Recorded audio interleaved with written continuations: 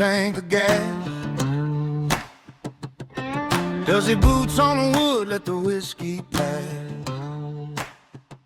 This is FAFO, holler it loud. Welcome, Outlaws, back to the FAFO Podcast. Thank you so much for being here once again. And dude, we keep telling you on this show, we have our regular show where we talk about whatever crazy things we're going to talk about, but we also have amazing guests, and our next guest is another one of those who I've been looking forward to talking to. Y'all know how I love talking to people, and I can't wait to jump into this. You see, because here's the thing for you business owners, and this is important. Every business owner wants publicity. Every author wants media attention, but very few understand how to actually earn it. Today's guest has spent more than 2 decades helping brands, entrepreneurs, and authors land national media coverage without relying on expensive advertising. She's the founder of Goody PR, creator of the Goody Business Book Awards, and author of the new book, Award-Winning Publicity. Please welcome Liz H. Kelly to the show. Liz, welcome to the show. Well, thank you so much. I'm excited to be here despite the heat wave. We're going to get through this. So where are you out of? I don't think I asked you that question. Oh, I shouldn't tell you. You'll throw things at me. I'm in Santa Monica, California. And so a heat wave to us is 85. But here's the problem. Here's the problem. I have no air conditioning because normally we don't need AC. So it's like I got a fan going and I got windows shut and shades down to try to keep the heat out. It is pathetic. My family is on the East Coast. It's 100 degrees back there. They're laughing at me and saying, go buy an air conditioner. Just get you one. Yeah. Oh, I don't blame you. It's here in the Mid-South. It is brutal. It is. The humidity is evil, and it's supposed to get super hot tomorrow. I'm like, don't look for me outside. I'm not leaving my front door tomorrow. Forget about it. Well, it is great having you on the show, and thank you for agreeing to come here and talk to us today.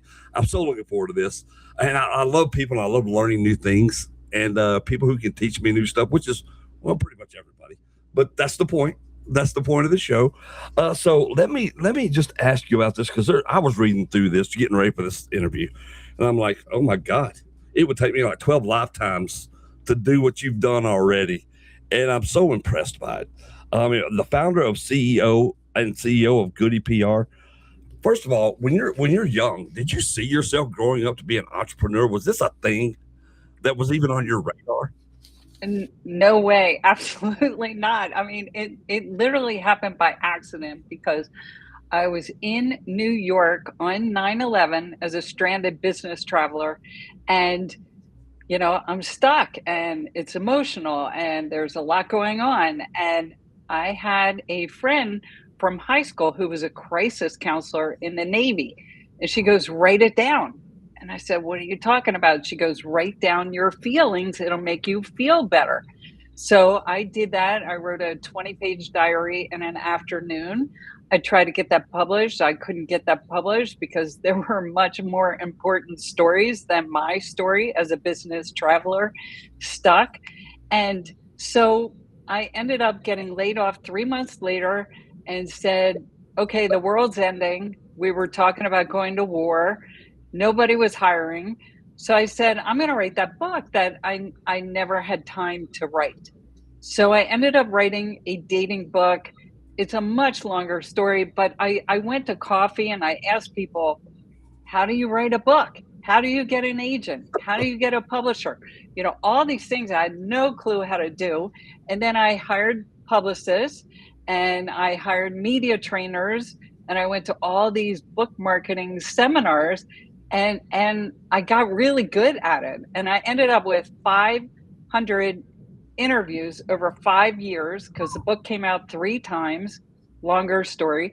But the point was, then you fast forward to, I get laid off from MySpace in 2008 at the beginning of the Great Recession. And I said, okay, I've had it. I've had it with corporate life. I'm really good at this. I'm going to start my own PR agency. And I did not know what the heck I was doing. But I knew I was good at pitching the media and getting interviews. So I ended up going to a Rich Dad conference. Robert Kiyosaki, who wrote Rich Dad, Yeah. Poor Dad. I went to his conference with all these entrepreneurs who paid $5,000 for a 3-day weekend. And I said, anybody who's crazy enough to spend $5,000 for a weekend, those are my clients. So now we're 17 years later, and I've worked with all of Robert Kiyosaki's Rich Dad advisors, who are small business CEOs, on their books and their businesses. And so that $5,000 investment and that leap of faith was totally worth it. But, it was a big jump. I can imagine, because that takes the next level kind of courage just to go, okay, I'm leaving everything I knew and I'm going to go do this. So kudos to you. Yeah. I mean, it was hard. They were like, okay, you need an accountant, you need a bookkeeper, you need a lawyer, you need a team, you need a contract. I mean, there's so many things. Getting people on TV is what I love to do. But if you don't have that foundation as an entrepreneur, you can run into a lot of bumps. So it was really important to do that. And P.S., and people tell me I'm crazy for doing this, but I worked for a year for free because I had to build a portfolio. I had only done PR for myself. So I needed case studies. I needed examples of my work. So I did some programs for free, and that paid off too. That's awesome to hear. It's so very true. I think people see successful people a lot of times. They go, "Oh, they're so lucky," and really, there's not a lot of luck. It's hard work involved in this. It is really getting down to the brass tacks when you're trying to do that. And as a new author myself, trying to figure out how to navigate and trying to find somebody who can get my book out and do that, especially if you're in the self-publishing world, that's a whole nother Shark Tank. That's just insane. But here you are. You've created this thing. Tell us about Goody PR. Tell us about what it really is. Absolutely. And I appreciate your questions because, yeah, you're right. Everybody thinks it's easy. It is not easy to get to this point. And it takes a lot of courage, and it's hard to do PR too. So Goody PR is a small PR agency, and we focus on small business, entrepreneurs, CEOs, CMOs, and our ideal client is a CEO with a book, because we know how to promote books, but we also know how to promote companies. So we've had clients where we don't promote a book at all, and we've had a lot of success. But it really goes back to, and this is part of your earlier question, I did not see this coming, but what I did in the beginning of my career was training and development. And so I started companies like the first Sprint PCS in the whole country, right? And I literally can take anything and turn it from a boring story into what I call story magic in my new book, Award-Winning Publicity, because that's an art. And I do that a lot with authors because they will be so in the thick of the details of their book that they won't be able to see that story magic. And then I'll find it. It might just be in one paragraph. And I'll say, I think that's it. And can you tell me more about that? And let's expand that story. So that's what Goody PR does. We also coach a lot of authors on their brand and digital media. Video marketing is huge right now. And so there's a lot of things that we love to do. But our tagline is, let us magnify your good. Oh, I like that. That's awesome. And it makes perfect sense. So when I was going and getting ready for this interview, I saw that you failed the second grade. And I thought that was such an interesting thing to put out there, first of all. But how did failing second grade, did it change you? Did it change your life? Did it change your way of thinking when this happened? Because, you can't be, 6, 7 years old at this point. Well, that is a great question and a great story. And yes, it definitely positively impacted me, but it was a little bit much when it happened. So I'm 7 years old, and everybody in my class has their report cards but me. And I have transferred from a Catholic school into a private prep school. And so my mother was like, oh, she should go to the first grade. But the people from the school said, oh, no, she's ready for the second grade, right? So I go marching down the hall to the principal's office at 7 years old. I don't even call my mother. And I say, where are my report cards? And they said, well, can you sit down? Because we've been meaning to talk to you. We don't think you were ready for the second grade. Oh, wow. And so would you like to go back to first grade right now or repeat second grade? And I'm 7. And I say, I want to repeat second grade because I like the people in my class. And it ended up being the best decision ever, because what it did was it made me one of the oldest people in the class. It gave me my driver's license first. I had a boyfriend who was a little bit older. I was one of the first with that, and I was called Dr. Liz in high school for that, and to give people dating advice. And that's why part of why I wrote a dating book as my first book. And so I didn't see all these things when I was 7 years old. I was also president of the class and captain of the hockey team and captain of the lacrosse team. I mean, I just took risks because I had already failed. So I call it, I failed forward.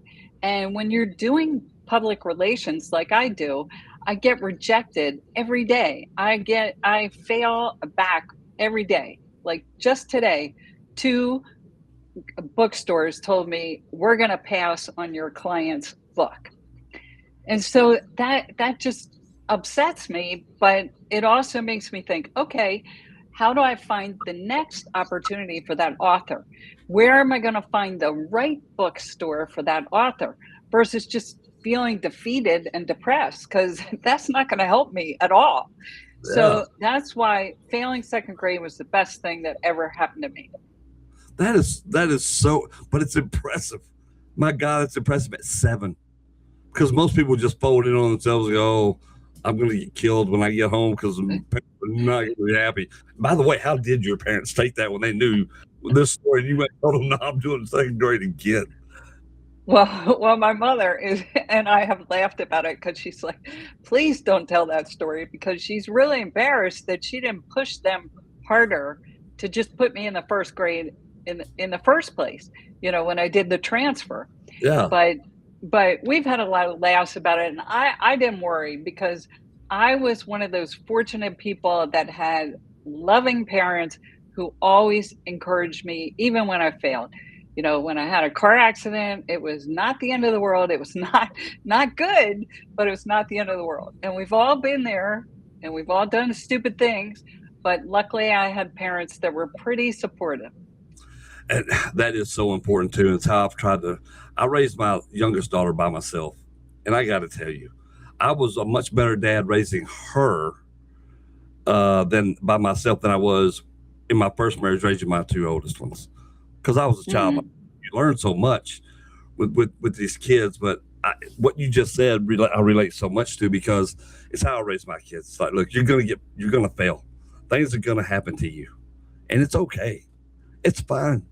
You just brush it off and you learn from it and move forward. When you're dealing with a client that this, like what happened today, and it's not getting there, and you have to explain to them, well, we couldn't get you in here, because you know how it's going to sound to them on that end of it. Well, oh my God, I must be terrible. How do you handle your clients in that way? Because that takes a pretty special touch too, because egos are so fragile. Egos are fragile. Well, what I try to do, and in Award-Winning Publicity in the book, the part 3 is all about celebrating your wins, is I try to find things where we can win, so that I give them the bad news with the good news. And It doesn't always happen like that, but I think it's also important to try to be transparent, because, for example, the same client is in Washington, D.C. this week, and we don't have to get into the details about why he's there or what the book is, but I try to get him on the TV in D.C. and nobody will call me back.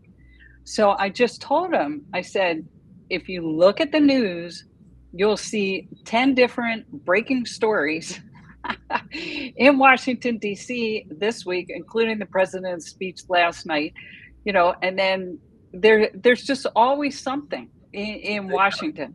So that's the way I explained it to him. I'm like, it's not you, it's just breaking news. And when we have a client and they have a live TV interview, it doesn't matter what time it is, we are up to support them in case it gets canceled at the last minute because of breaking news. So I had a client on CNN last December, and it was at 2:30 a.m. California time, 5:30 a.m. East Coast. Yep. They actually went live at 6, but I was like, okay, I got to get up at 2:30 a.m. to support him because it's live TV. So they might change the time or they might cancel. So fortunately, they did not cancel. But I had another client where she was booked. We had made plane reservations to go to Washington, D.C. for her interview on a pretty big TV network. And they told us 3 days before, sorry, we just bumped you for hard news.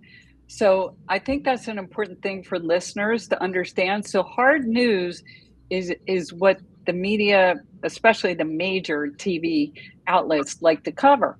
So that's the floods in Texas right now, which are really unfortunate.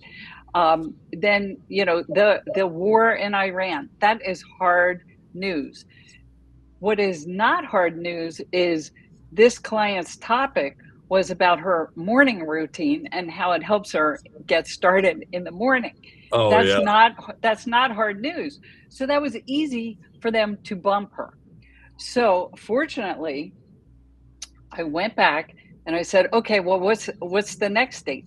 So we got a date 2 weeks later. We scrambled because we had other meetings. It wasn't just this TV thing, but we changed our hotel, we changed our flights, we changed our book talk that we were doing at the National Press Club. So we got everything moved around. And then my client says to me, well, I don't know if I want to do it because what if they bump me again? And I said, she goes, I think I want to do it in August. And I said, no, this interview was June 9th. I said, no, because by August, who knows what's going to be happening in the world, and they could bump you again. So we need to go while the iron's hot. And you know what? We went. It was great. It was even better because we had a sold out book talk because we had 2 more weeks to invite people. And then they gave her the full 5 minutes on the air, and she nailed it. And it worked out to be better. So again, we failed forward, but you just don't always know how it's going to turn out. So I guess because of that failing second grade, I just picked myself back up and I say, okay, well, there's got to be a reason. I say this a lot. There's got to be a reason why we got bumped. And I have to believe it's going to be better. Hey, I'm BD Storm. If you're tired of the same old media talking points, welcome to the FAFO Podcast. Every week we tackle the biggest headlines, history, politics, pop culture, and the wildest FAFO moments making news around the world. We also sit down with fascinating guests from authors, actors, and entrepreneurs to military veterans, creators, and people with incredible stories you won't hear anywhere else. Real conversations, real opinions, zero nonsense. Hit subscribe, join the Outlaws, and remember, around here, if you mess around, you just might find out. I love that philosophy too. Failing forward. I'm going to start using it. There's no question about it because I love that term. And it really is very, very true. And I love the way y'all handle that. And speaking of network television right now, we know that there's a huge rise. Of course, we're doing this podcast right here. Podcasting is a brave, bold, it's been around for a while, but it has really taken off. And you can credit that to Rogan and some of these other big ones or not, but people really do go more towards these things nowadays. Is that something you find yourself having to navigate more and more of? Absolutely. I actually do podcast interviews for clients more than any other type of media. And I love podcast interviews because what I say is it's easier to reach your niche audience. It's also easier to have a conversation. I mean, it's really hard to go on TV and get your point across very quickly. And the average time for a TV interview is 3 minutes. And that is you talking and the host talking. And then PS, they might have a co-host, right? So that means you're going to get a minute and a half.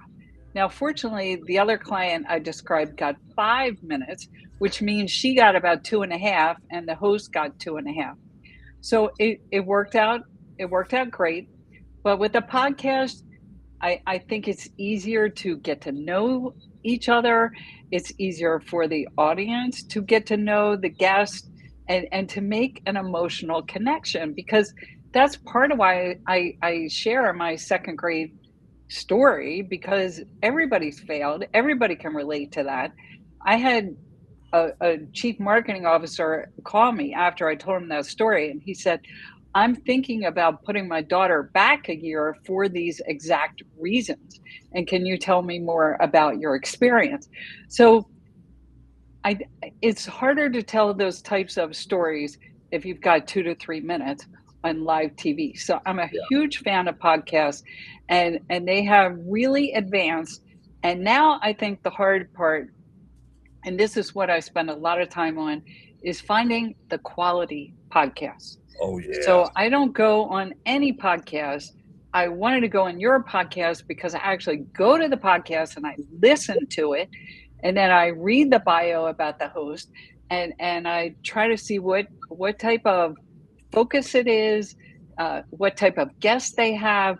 So anybody who's listening, if you want to be on podcast, make sure you do the research. And then when you show up for the interview, make sure you look at your notes before you just get on the air, because it's a two-way conversation, and you can't count on the host to ask you exactly what you want to cover. I mean, that's the other tip that I had, that this was an example, not for a podcast, but I had a client, this is a funny story, and it's in the book, Award-Winning Publicity, as don't do this, right? So she was a realtor, and she had written a book called The Art of Real Estate. So I got NBC San Francisco to go and meet her at an open house. So they get there, and she's so excited. She takes them all around the open house and shows them the bedrooms and the bathrooms and the living room. But she did not take her book. And then she did not mention her book. Oh, That's no. like the whole point of the interview was to promote your book. And she just said, Liz, I forgot. That's So funny. don't do that. I guess, but that is so funny. But it does happen, and it is. I guess it's one of the things I do love about doing these, because you know how it is in the world right now, and where everybody lies is one thing I just don't care about. I'll be honest. I love, because everybody's so individualistic. You are your person, no matter how many things you may have in common with somebody. You're you, and it's always nice to, when I meet people, especially because I know how I am. But I love getting to know people, and podcasting is such a great way to do it. And then I'll learn so much. And then who knows who you're able to help because you've had somebody on your podcast who, in maybe in the real world, if you just listen to one group or this other group that you may not ever meet, and you've already had a judgment placed on somebody that you didn't know you were predisposed to do, but there we are.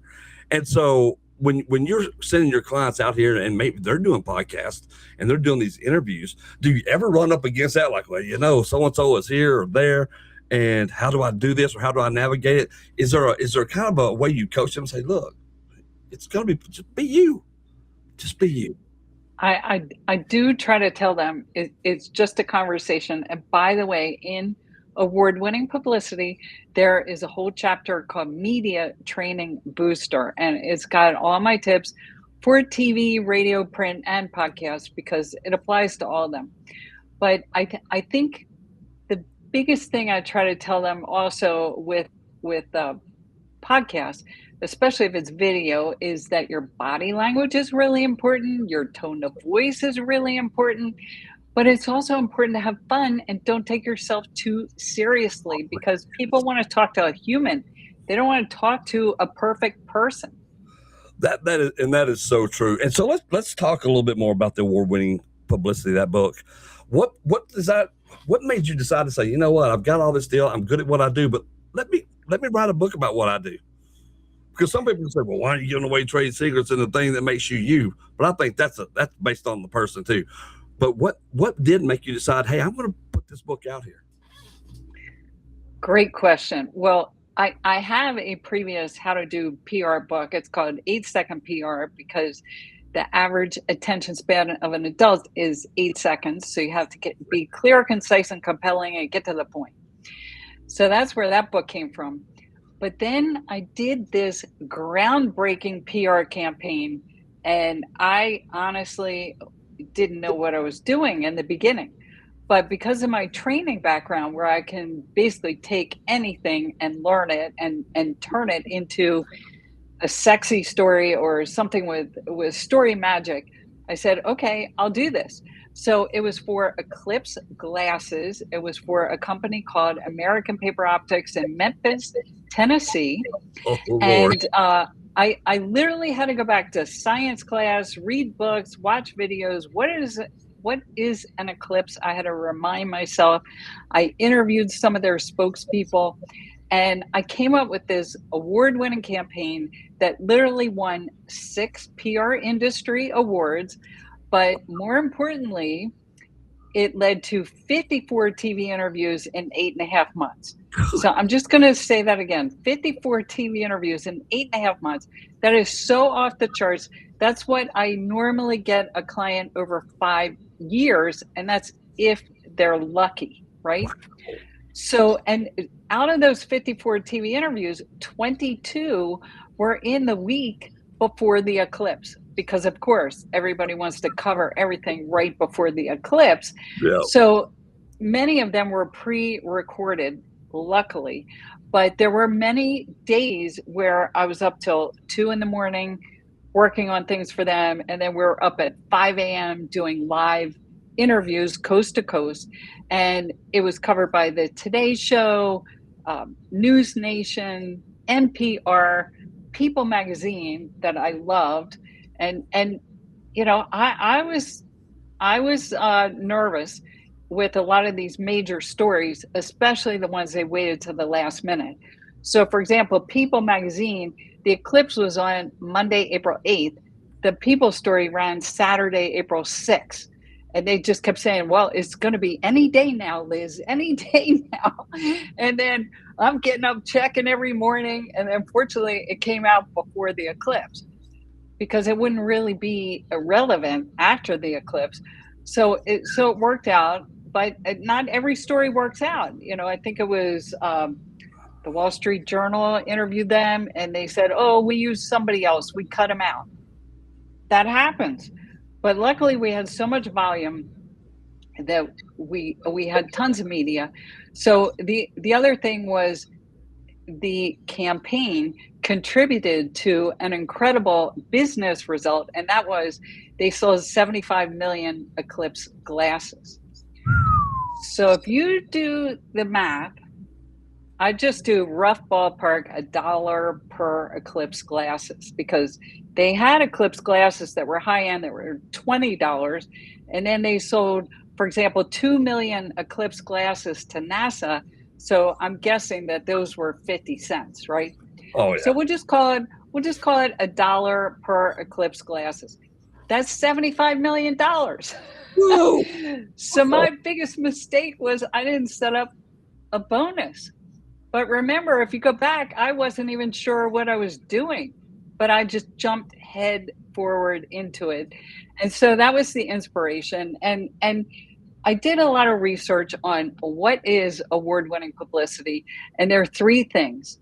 Number one is positive media that contributes to your business goal. So that example of 75 million Eclipse glasses is number one. Number 2 is earned media, which is free because you earn the respect of the reporter to tell your story on TV, radio, print, and podcasts. And it increases the positive feeling about your brand. So obviously they got a lot of positive sentiment and a lot of media. And then number 3 is award-winning publicity is where you get third-party validation. So third-party validation could be the earned media, but in my case, it was the 6 PR awards. You could also win a book award. There's all kinds of third-party validation, but that's what award-winning publicity is. So the whole book is written with the rule of threes. So everything's 3 examples in each chapter, and then 3 tips, and lots of stories about different clients that we've already talked about, and more. See, that to me, that is an invaluable resource, reading this book and getting, I think for anybody who's, first of all, if you need some valuable knowledge in this world, if you're doing anything like what we're doing here, and honestly, with any business that you're trying to tackle, talking about the Eclipse Glasses, that is such a fascinating story that I did not know. And Memphis is only 30 minutes from me, but it's so fascinating. And then to have that book it's almost like having a manual on what you need to do and how you need to do it, and buckling down and going and get it done. Is that something exactly that you live your life by that rule? It's definitely a how to do everything behind publicity book. And so tell me your question again. So this book, I look at that after you just described it to me, I'm already thinking in my head, like, this is the Bible to PR. This is what you need to know and get out there. And not only is it just the knowledge, it's the personality behind the book to me, right? It's the work that went into it, and the effort to create the knowledge and gain the knowledge, which a lot of people just give up on and going, you know what, I'm just going to go manage the gas station on the corner, because that seems like a lot of work. And I don't want to. It is a lot of work. I will definitely say it's a lot of work, and it is, it's been called a how to do PR textbook for some people. The other reason why I like the book is because if you just want to learn media training and media training tips, you can just go to that chapter. You don't have to read the whole book. So everything's written in bullets and boxes and case study examples. So if you go to any page, you can pretty much learn something. So it's not as overwhelming. But I think the way I look at it is you can hire a publicist, you can hire Goody PR. We're happy to work with you. But then we get people who say, oh, I can't afford you. And so I say, okay, fine, buy my book. It's a lot cheaper. And there are people who I know who've read the book and gotten on TV using the tips in the book. Now, is it easy? No, but you can probably get on podcasts, and you can probably get print stories. And so it's stepping stones. When I went to a book marketing seminar with Mark Victor Hansen and Jack Canfield, who wrote the Chicken Soup for the Soul books, their tip was, Liz, and they said this to everybody, but this is me talking to myself. They said, Liz, just do one thing a day. Just do one thing a day, and you'll move yourself forward. So if you think like that, then it's not as overwhelming. Where, for my clients, I'm doing 10 things a day for them, but it's a marathon. That's what I say right in the beginning. I say PR is a marathon, not a sprint. So if you're like, okay, I'm going to buy this book and I'm going to get on the Today Show next week, that is probably not going to happen. Good. There you go. And I think keeping it realistic to me is the best way to be with people. And that's why I love that you said that, by the way, because you get a lot of people who get stuff and they automatically, they'll get a coach. We all seen that, the gurus and all that stuff. And they're expecting, well, I got it. I just downloaded everything. Why am I not rich already? What just happened? Yeah. So I love the truth behind that. I'm very high integrity, high authenticity. I think that's why a lot of people do decide to work with me, and because they feel like they can trust me. And that is really important for anybody listening. That's the number one thing you want to do, is build your brand as a trustworthy source. And one of the most important things is, if you don't know, you say you don't know. and you just asked me a question and I couldn't really hear it. So I said, now tell me that question again. You know, most people would just keep talking. They wouldn't ask. No, that is so true. And I love that because that's how I was raised. Like, you don't know the answer, don't lie. Just say you don't know. You'll find out if you need to, and we'll get back to you. There's exactly. Nothing honest. It's so easy. It's not really exactly. But and I am. You are what? Sorry. I am amazed at how many people just refuse to do that, even in the most simplest of situations. I totally agree. It's okay to say I don't know, and one of my tips for TV, but you could do it for radio or podcast, is if you don't know the answer, you can say that's a really good question, and then that just gave you 10 seconds to think about what am I going to say, and then if you really don't know, you just say I don't know. I'll research it and get back to you, or maybe say, maybe this other resource may be able to help you. So that's really important, to be a connector and admit when you just don't know. Yeah, 100%. So how do people get this book? Well, thank you for asking. The easiest thing to do is just go to award-winningpublicity.com, or you can go to Amazon or just Google it. It's everywhere, because you'll find the tips in here about how I make it everywhere, with press releases, videos, images. All of these things are really important to do. Yeah, and I agree. And so I'm going to do something here that I don't normally do. I'm buying your book as we're talking. Because, this is what I think. This is why I think so highly. I just think it's such a brilliant idea here. What a great idea for a book, and what a helpful tool.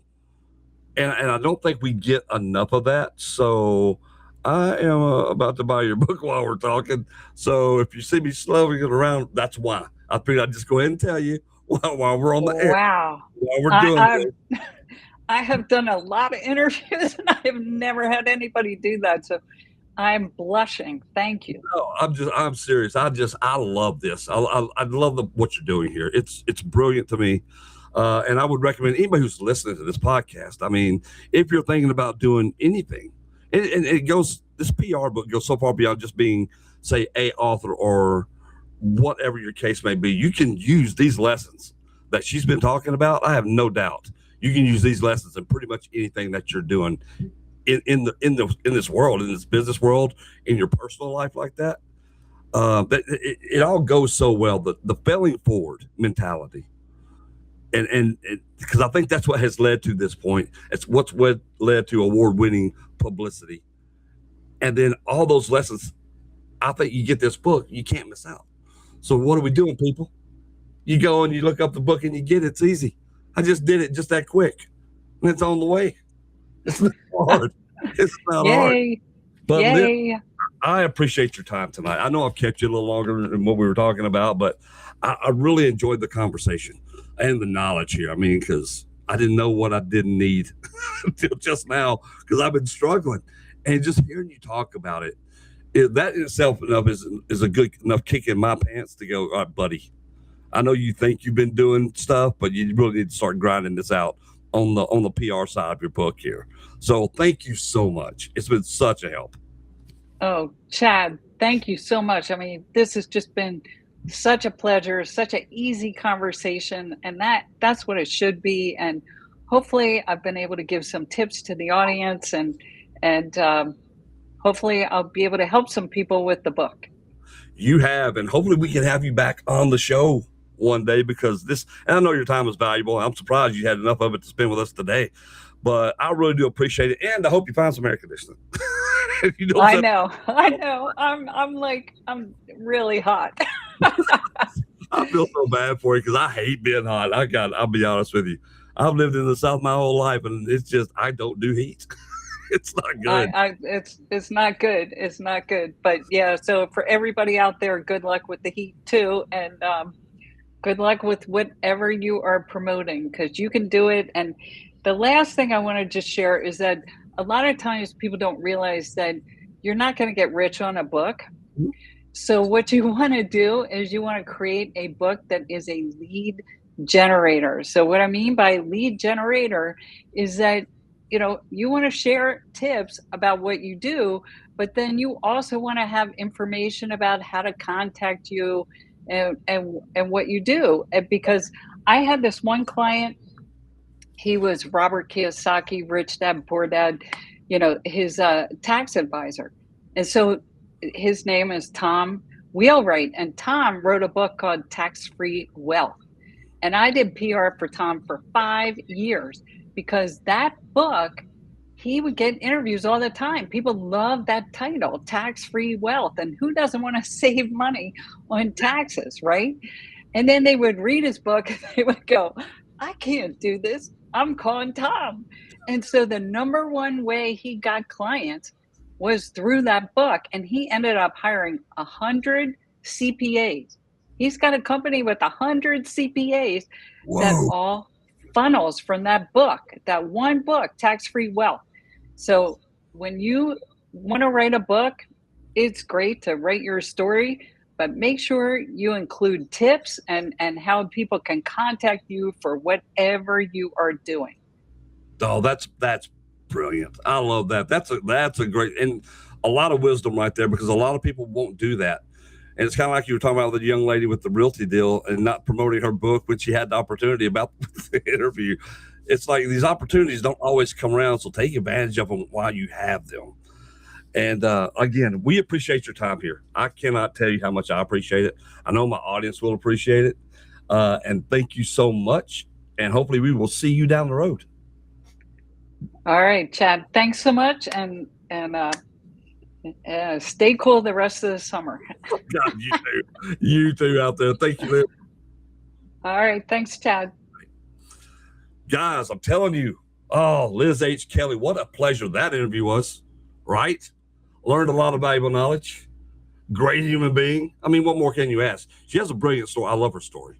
As we talk about all the time, we love people. We love talking to people for this very reason. Who knows what you're going to meet and how the knowledge you gain just by listening. Stop thinking that you know everything and just listen, people. That's the whole goal. And if you want to learn how to become a good PR person, I suggest getting this book, Award-Winning Publicity. Go get on Amazon. You see, I did it during the conversation. It's easy. 2 clicks and you're done. 2 clicks and you're done. Guys, appreciate y'all tuning in. This is the FAFO Podcast. Facts, truth, no BS. Let's effing go. See you soon. 4 on the floor, have a tank of gas. Does he boots on the wood, let the whiskey pass? This is FAFO, holler it loud. Fuck around with fiction, get the facts drawn. Getting triggers just the cost of the crowd. We're toxic to the lies, truth we're proud.